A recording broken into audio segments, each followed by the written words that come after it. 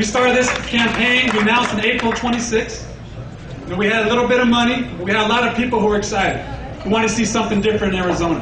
So we started putting the petitions out there, right? And so folks are saying, yes, we can make this happen. And so I'm standing here today proud of what you all accomplished. We've gone from zero, we just tallied the signatures. We're now over 8,200 signatures. Yeah. In about a month's time. And I can't tell you, as we started doing this, I talked to people inside the Democratic Party say, you're not going to be able to get it. You might get close, but you're not going to be able to get what you need. But we have a profound belief in people, in terms of when they want to see change happen, they're willing to take action to make it happen. So before I start going into any of the comments, I want to thank the folks that really were helped driving this. You know, Ramon Garcia, I want to thank Ramon. I want to thank Ruben Romero. I want to thank Liz Brunhead for the work. They were our core team that got this thing going. They brought in people like David and other people to make this thing happen. Right now we have a woman named Socorro. Stand up a second, Socorro. I want to recognize you real quickly. I was walking with Socorro last week in Guadalupe. She was collecting signatures, and she told me on the weekend, because we're walking again this week, and she said, oh, Rand, I'm going to be in Tucson next week. Give me your petition. I'll walk some more there, and then I'll come to your event. So this is the type of people we have. They're not being paid. These are people who admit that want to see change happen and want to see new voices come in the state of Arizona. So I want to thank you, Socorro, for the work you've done. And then she brought another friend here locally.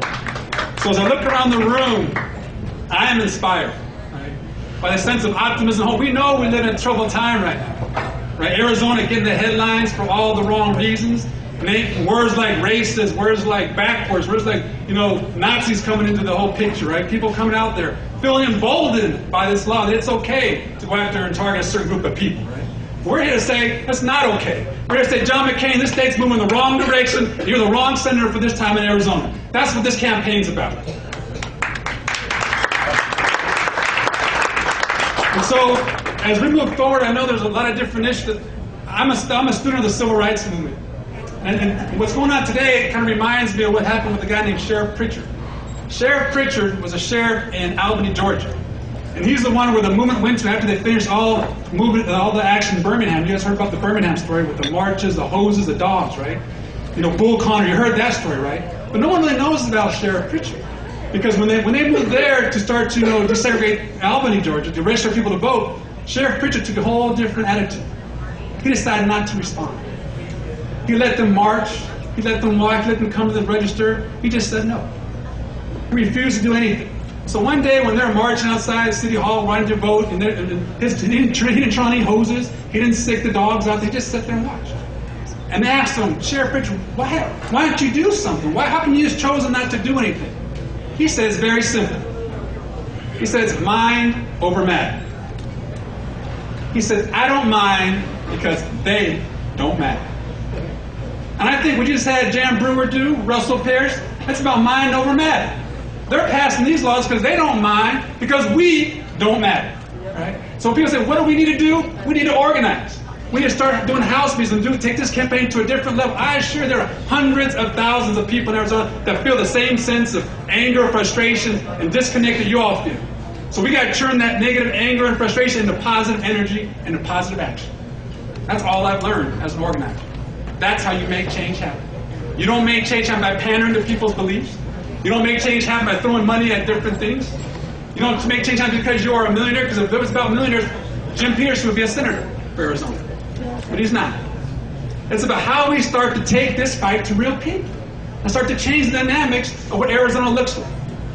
And so I did not come back to Arizona to run for office. I'm not a career politician. But I feel in this particular case, I am the right candidate for the right time in the historical crisis we're facing here in Arizona. So again, I want to thank you all for being part of this movement, for this struggle. A quick thing on the numbers, right? This is, because people are saying, well, how are you going to win? How are we going to raise the money? What's really going to happen? If you think about the primary, in the state of Arizona, all we need to do is turn out 110,001 votes. And we average out the numbers, about 220,000 will turn out in the primary. So I think, in terms of the family connections alone in this room, we're almost halfway there. But if we start doing that type of campaign, we don't need big dollars. We need some money.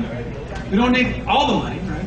And with a lot of organized people and a little bit of organized money, we can create the power we need to put forth a campaign that's about us, about our issues. Not just about SB 1070, but about education, about healthcare, about fighting for people, right? There are regular folks. May not have a certain position or title after our name, but we live here and we care. We feel the pain of what's taking place in Arizona. So I'm here to help represent that. I'm here to resonate that message across the state, and I will fight for you. And I'll get up every morning now that we had a campaign. Now we're qualified. So we're going to be on that ballot. We're going to have we're going to take these petitions down to the Secretary of State's office tomorrow at 2 o'clock. We're going to turn them in. And then we're going to have another ballot bash down at St. Matthew's Church in Maricopa County to celebrate the work that you guys have done to really get us to this level. And so now it's about taking this back to the people you know. You know, when I look in this room, there's probably 40, 50 people, but I don't see that. I see the 20 to 30 people you're connected to. Your aunts, your uncles, your brothers and sisters. I see that in this room. And we just got to take them in. How many of you, for the first time, collected signatures? Raise your hand. Raise your hand. First time done it, right? Think about that. Something's moved you to do this. It's not just about me. It's about what's taking place in our state. It's about, no, we're going to do something, because John McCain said it. This new law is moving the state of Arizona in the right direction. How can you say that when people are holding all-night vigils religiously? How can you say that when people are marching the street? How can you say that when on this Saturday there's going to be tens of thousands of people coming to draw attention to what's taking place in Arizona? The right direction for who? How can you move in this direction with 50%? I don't say it's to scare people. Sometimes we don't have facts in our discussion. 50% of public school students are Latino in the state. That's the future. It's a glorious. We should celebrate that future. Instead, we ban ethnic studies.